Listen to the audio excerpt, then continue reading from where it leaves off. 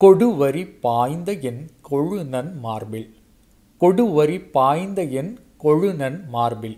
இந்த தொடரானது மலைபடுகடாம் என்கின்ற நூலில் இடம்பெற்றிருக்கிறது.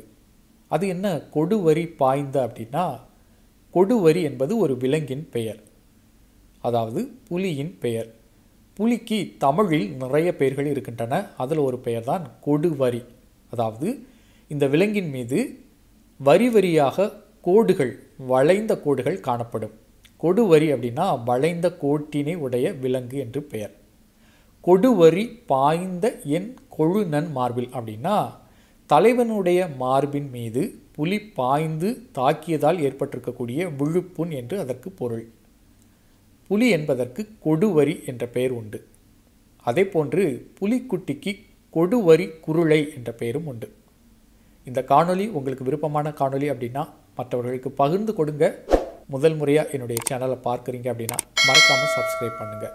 மீண்டும் சந்திப்போம். நன்றி.